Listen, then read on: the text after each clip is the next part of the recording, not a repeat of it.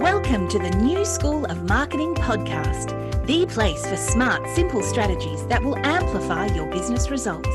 Sharing practical tips, insider knowledge, and actionable advice because marketing is something that every business owner can do. Now, let's get started. Introducing your host, Bianca McKenzie, mum, lover of snow sports, camping, horse riding, and in-demand launch strategist and Facebook advertising knowledge bank. Welcome back to the New School of Marketing podcast. I'm so grateful to you for tuning in. Before we dive in, I would love to pay respect and acknowledgement to the Palawa people of Lutruwita, who are the traditional owners of the land on which my business operates, and I pay my respects to the elders, past and present. Okay, I feel like I have a lot to say. I hosted a conference last week. Seriously, that was the most amazing thing and the most scary thing I kind of have done in a long time. I am not new to events management. I have done it plenty in the past for jobs that I've had, but this time was very different. When you put your own money and your own, I guess, reputation on the line, I don't know, it sounds really, really dramatic when I say it like that. But yeah, like it was my event, not an event that I was organizing for work or something else. It was scary. It was big. It was bold. It was absolutely incredible. It was so amazing. I can't even begin to, yeah, it was definitely beyond my expectations. So really quick wrap up in terms of the conference. It was a 2-day conference with 10 absolutely phenomenal speakers. It was the first ever Tasmanian Women in Business conference. I know I haven't actually spoken about it much on this podcast at all because I kind of kept it very Tasmanian. But it was so incredible. We had, an amazing list of speakers. Everyone was sharing their wisdom, their knowledge, and I think everyone really got something from it. Like everyone had some takeaways.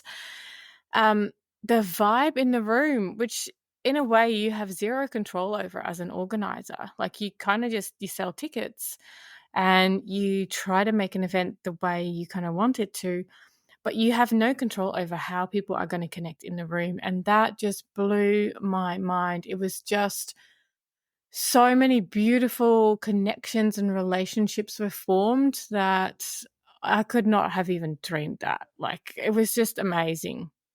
So, yeah, that conference was incredible. And I didn't really necessarily have plans to do another one, but people are already talking about the next one. So I guess there will be another one at some point. And I will share about it more now that we've unlocked the incredible talent in Tasmania. I feel like, everyone can come and join us. It is so beautiful. But what I wanted to do is share what I shared on the stage with you. And I wasn't going to, but then the amazing Renee O'Neill, who I have had on this podcast before, who was one of our incredible speakers on the stage, she actually shared her talk on her podcast. And I thought, you know what? This is, content creation. We talk about this. Why does it need to stay behind closed doors? So here I am. I am going to share with you what I spoke about on the stage. And the title of my topic is Marketing is Not a Dirty Word, which is what I shared on the stage. And yeah, I am going to share that with you today. So let's go. I opened up saying people hate marketers. I'm going to let you sit with that for a little bit. So I am a marketer and I have been a marketer for close to 2 decades. I've had 7 years working for educational institutions across Victoria. I've worked for a number of small businesses and I have been, and this is like, oh my gosh, more than 10 years as a marketing consultant and Facebook advertising strategist. Now, personally, I have never been subjected to the hate towards marketers, but I know that some of you listening will feel uncomfortable. You might kind of have, that kind of like ew, that icky, squirmy feeling in your belly, especially when it comes to marketing your own business. So people either hate marketers or they hate marketing their own business.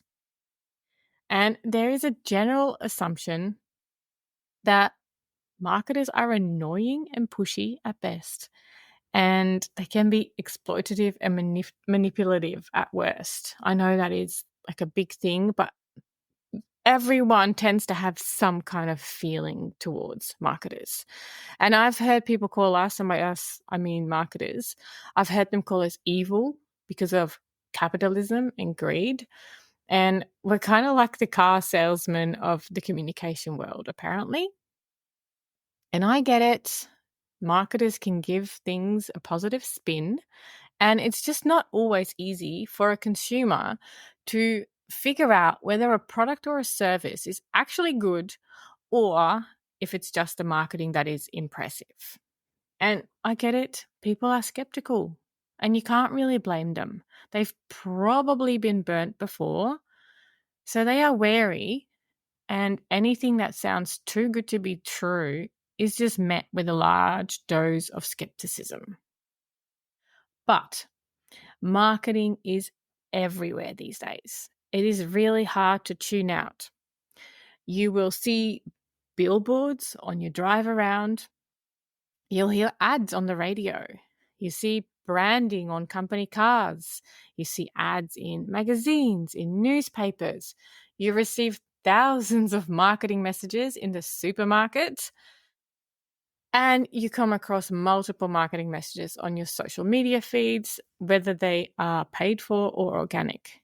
It almost becomes background noise if it's something that you're not interested in. Because we are so bombarded and it is thrown at us from every angle, you do start to tune out certain messages.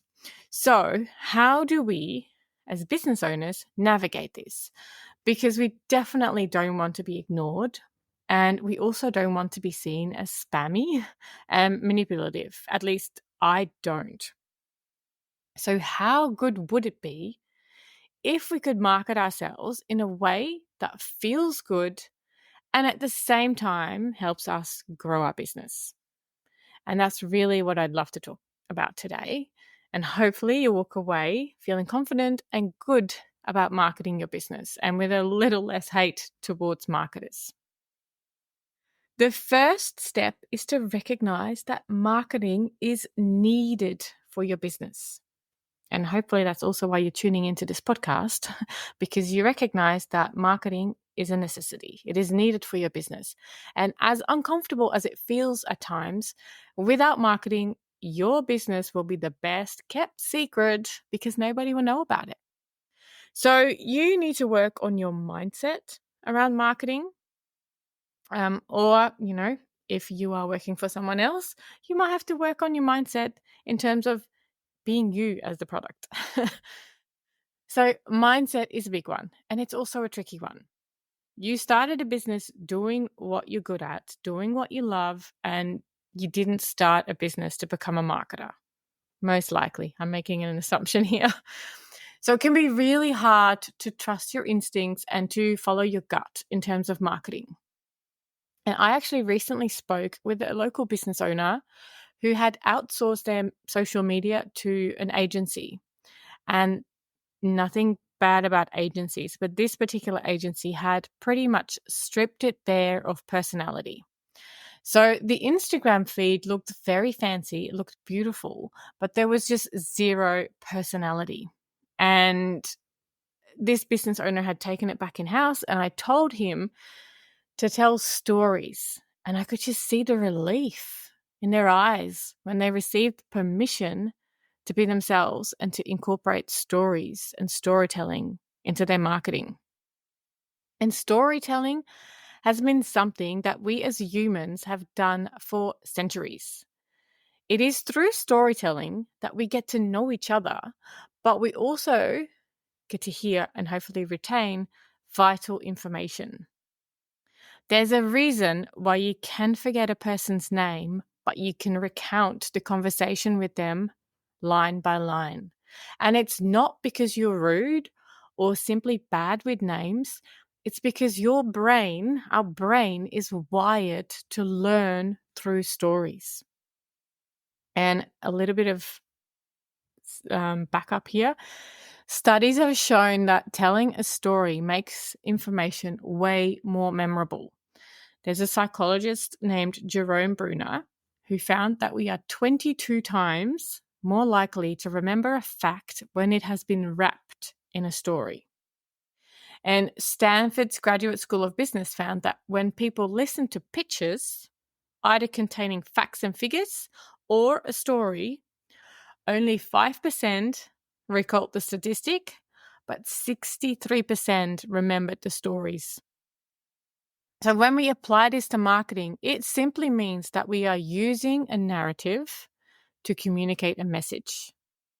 And the goal is to make your audience, the people that you're speaking to make them feel something and inspire them to take an action. And it doesn't necessarily mean that they need to purchase what you offer. Like, that doesn't always need to be the message. But storytelling in marketing helps your audience understand why they should care about something. And storytelling really helps to humanize your business. And let's be honest, telling stories is way more fun than some dry sales spiel that nobody's really interested in. And it can be as simple as telling your origin story or something that has happened in your daily life and maybe a lesson that you learned from it. And then you tie it in for what you offer as a business. And sometimes it pays to go against the grain and share a message that other people do not share. Like, it's that unpopular opinion or something that that other people don't do. So outdoor clothing company Patagonia, they sometimes share messages that many retailers don't. And that makes them stand out. So they actually encourage people to reuse and repair their items, which really ties in with their commitment to sustainability. And you've probably heard me say the words as well, but you've probably heard the words authentic marketing along the way. And maybe you wondered what that means, or if it's really just a buzzword, because it does at some point things turn into a buzzword. So when I think of authentic marketing, I look at brands like Patagonia and how they are committed to their values and speaking their truth. So focusing on your business's values, its point of difference, and its people can help you create and share an authentic message that relates to your customers' needs. So if you're someone who has put in so much time, so much effort, working day and night on, for example, testing your product's effectiveness, then tell that story. If your offer helps people live better lives, happier lives, use stories to tell how that happens. And a lot of people tend to stop at, this makes you happier, or this makes you have a better life. But it doesn't tell them the why. So when you connect the why behind what you do and share it in an authentic story form, people will listen. It's just not enough to have a quality product or a service. You really need to know how to talk about it in a way that makes you stand out from the crowd. And that's why brand storytelling is so important. Ask yourself, what do you want to be remembered for? I'm going to repeat that. What do you want to be remembered for? What is the message you want to deliver to your audience, and what do you never want them to forget? And then consider the emotion that you want to evoke in your audience every time they interact with your business. Your audience may forget what you say, but they will not forget how you make them feel. And I also want to add that you need to trust yourself to come up with the strategy and the message that is right for you. You are the one who knows the business best.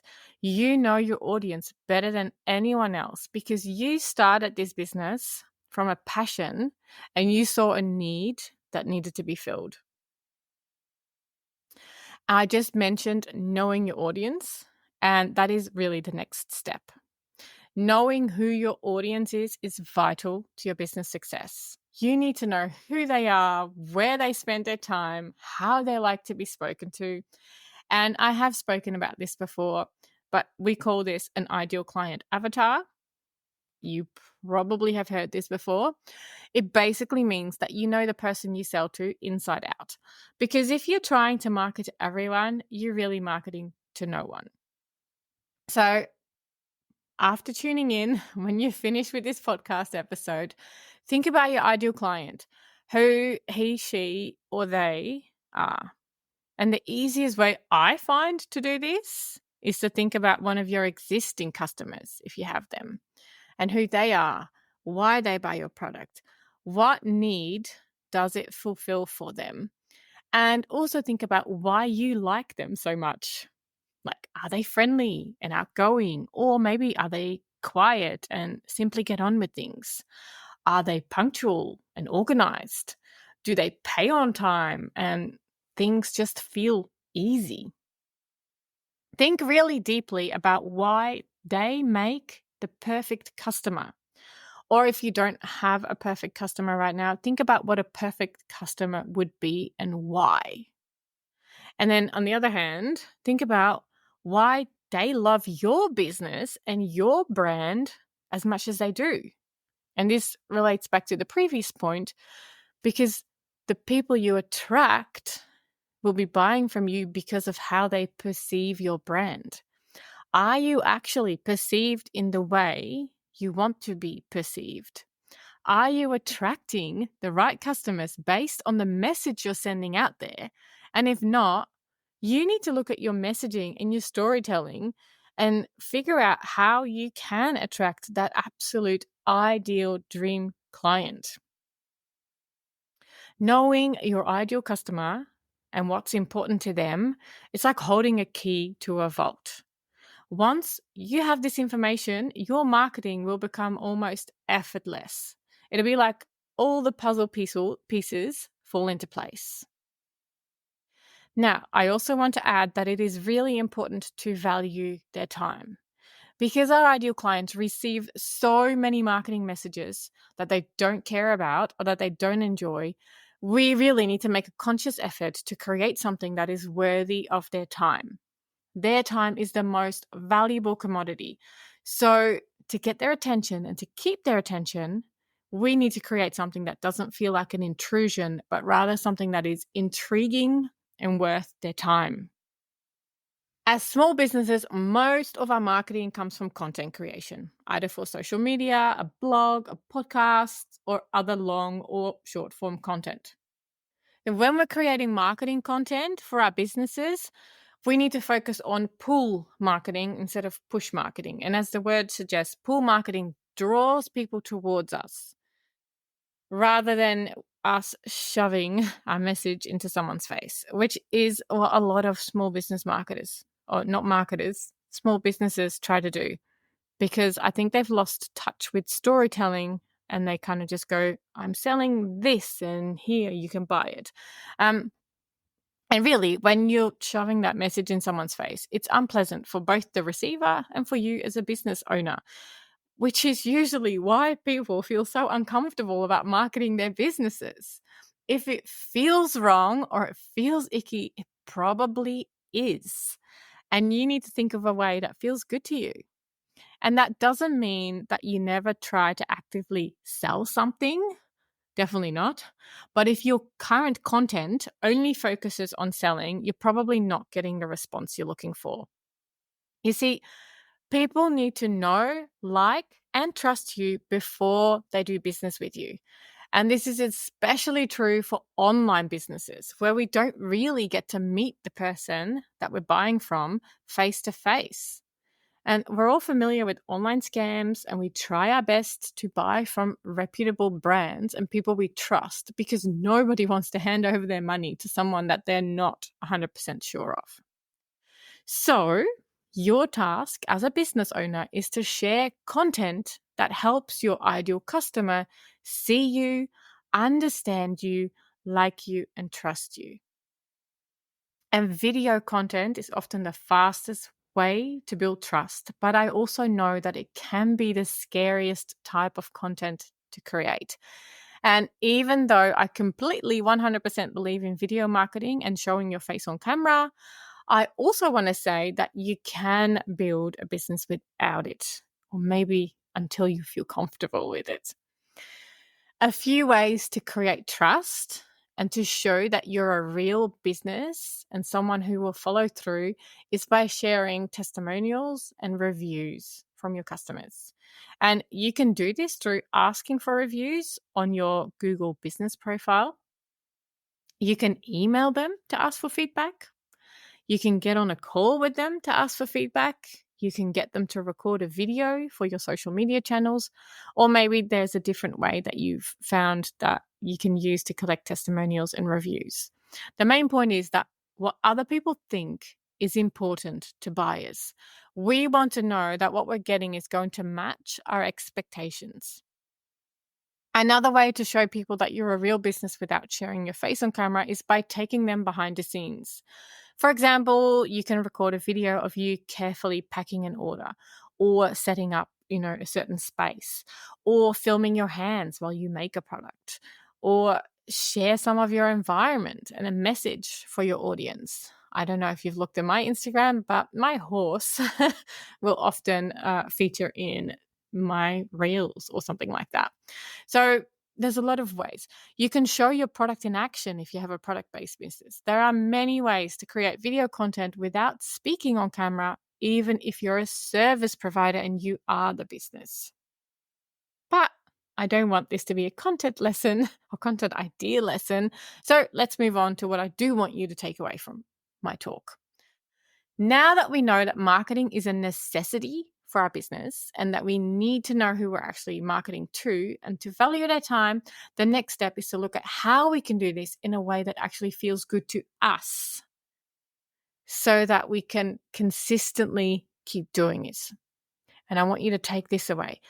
Consistency in marketing and your marketing message matters more than the marketing platform or the marketing tactic. So, consistency in marketing and your marketing message matters more than the marketing tactic or the platform you're on.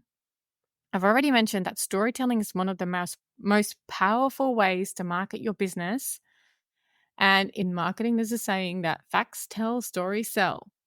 So, what way of marketing storytelling actually feels good to you, or at least feels okay enough so that you can keep doing it? And this essentially comes down to knowing yourself and knowing your strengths. I'm a big fan of personality tests, and you might have done a few. They can come in really handy in this case.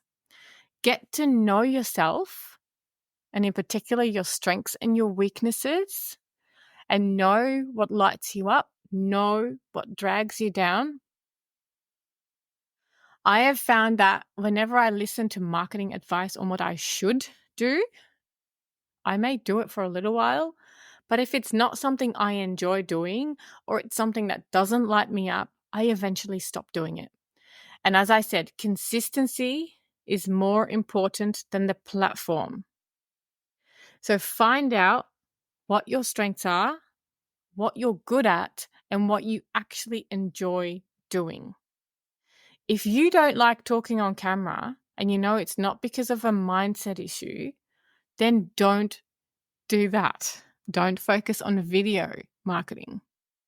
Or if you do want to create videos because the tech part and the story creation lights you up, find a way to tell stories that don't require you to speak on camera.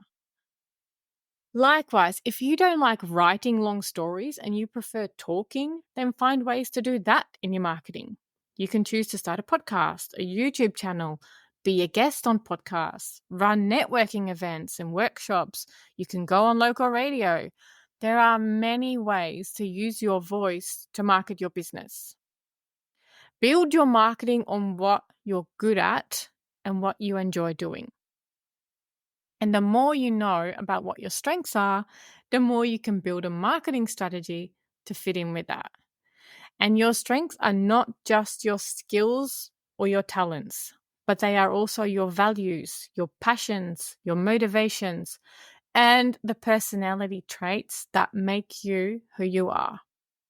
And by identifying and leveraging your strengths, you can create, and I'm using some marketing speak here, you can create a competitive advantage for yourself and your business because nobody is you. You are a strength in a way. And when you find out what your inner strengths are, your personality traits, your passions, your values, your motivations, you create something that is unique and that nobody else has. Strengths help you stand out from the crowd. And in a crowded and competitive market, you need to find a way to stand out from your competitors and attract your ideal customers. By focusing on your strengths, you can show what makes you and your offer unique and valuable. For example, if you are a creative and innovative person, you can use your strengths to design and market products or services that solves problems in new or better ways. Or if you're compassionate and empathic, you can use your strengths to connect and communicate with your customers on a much deeper level so that you build that trust and loyalty. Strengths can also help you perform better and enjoy your work more. I love this. People who use their strengths more often are more productive, they're more engaged, they're more satisfied, and they're happy at work. So if you want to be happy at work every day, use your strengths. You can tap into your natural abilities and your natural preferences, and you get more done with less effort. You can also find more meaning and more purpose in your work and really align your actions with your values and your goals. For example, if you're a strategic and an analytical person, you can use your strengths to plan and execute your marketing campaigns with clarity and efficiency. Or if you're outgoing and social, you can use your strengths to network, to collaborate with others, and in a way expand your reach and your influence. Strengths really help you grow and improve as a person and as a person in a business. By knowing and using your strengths, you can identify and work on your weaknesses. You can use your strengths to compensate for what is not quite there, or you can overcome your limitations, or you can get help from others who actually have the strengths that you don't have. You can also use your strengths to learn new skills, get new knowledge that can help you with your marketing effectiveness. So, for example, if you're curious or maybe a little bit adventurous, you can use your strengths to explore new markets, new opportunities, test new ideas, new strategies. Forget what's been done before. Do something different, do something new. Or if you're like really disciplined and organized, you can really track and measure your marketing results and use that to improve on things for the future. And those are just a few ways that strengths can help you in your business. And I like using a strengths-based approach to your marketing because it actually can increase your chances of success, but you also will enjoy it more.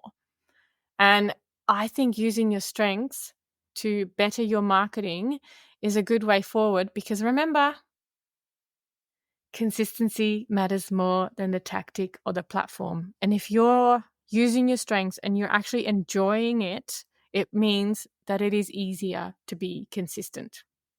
So get to know yourself more, know what your strengths are, and then start to look at marketing strategies and techniques that will fit your strengths. And remember, the main point is that you enjoy it so that you consistently do it. And it doesn't mean that you can never change. Like a few years ago, my main content was in the form of a blog, but then I changed it over to a podcast. You can definitely change what you do as long as your message is consistent and you don't change the platform too often. Then the next step is to implement it. So up until now, it's all been about discovery, about creation, but you do at some point need to share what you've created. It is time to put your message out there. Trust that you're making the right decisions. The fastest way to find out if something is working and is right for you is to do it. I know it seems really simple. It's because it is simple. We can overthink things all we like, but we won't know if something works until we put it out there. The more you market your business, the more you learn about what's working and how you can refine it based on what works for you and your audience. The best thing to do in marketing is to be yourself, to be authentic, which I spoke about earlier. And especially if you're a personal brand, because it is so hard. It's hard work to pretend to be someone you're not. When I first started out in business, I got a photographer to take photos of me in a corporate outfit because I thought that would give me the impression that I was professional. And it was totally not me because I don't wear suits or corporate clothes. And I hated using the photos in my marketing, which meant that I wasn't really marketing my business in a way that was aligned with me and my values. Now my photos are in more casual clothes and they 100% represent who I am as a person because I want my clients to see me the way I am. I want them to relate to me and feel comfortable working with me. And my social media often has my horse or pony appear in posts and occasionally my kids, but they are me. I show me because I am the brand in a way. So it needs to feel good. Marketing to me is sharing what you feel comfortable with in a way that is relevant to your audience. You don't need to share your entire life on social media, at least not if you don't want to. The main thing is that marketing is essential for your business. And if it's something that you're going to spend time on, you may as well enjoy the process and feel good about what you put out there. So take this as your permission slip to do marketing the way you want to. You have permission to have fun. You have permission to tell stories. You have permission to do it the way you feel good about. Consistency in your marketing message is much more important than the tactic or the platform. So do marketing in a way that feels good to you, but do remember you do need to market. Thank you so much for letting me talk about this again from the comfort of my own desk. So this is basically what I delivered on stage. And I received a lot of really good feedback about it because I do feel that there are a lot of marketers that say, do this way, do it that way. And we are all different. We have different businesses. We have different strengths. We don't feel good about all of the same things. And for us to then hear, oh, if you're not doing X, Y, Z, you're not going to make it in business. That is really disheartening. And it is also toxic. I don't believe that is the right message. I believe that marketing is essential, but to do marketing in a way that feels good to you is much more productive and much more successful than to do marketing in a way that XYZ mentor is telling you. Obviously, they are in a way trying to be marketers themselves, telling you that if you don't market the way they do, that you're not going to make it. I don't believe in that. I don't subscribe to that. I am all for using our own strengths, you doing marketing the way that feels good, using the strengths that we have so that we enjoy it more, so that we are more consistent. I do believe that you do need to market, but I don't subscribe to a right or wrong way of marketing. We are all different people, different neurotypes. Marketing it's not a one shoe fits all kind of approach. So that was really my messaging for the conference, and I'm really, really grateful that I could share it here with you as well. I would love to know what your thoughts are on it. If you want to connect with me, please do so on Instagram. And yeah, I look forward to go on this journey with you. Thank you so much for joining me, and I'll pop some links in the show notes if you want to download some of my free resources. And remember to subscribe so that you don't miss any of these episodes. Until next time, take care and market your business every day. Bye.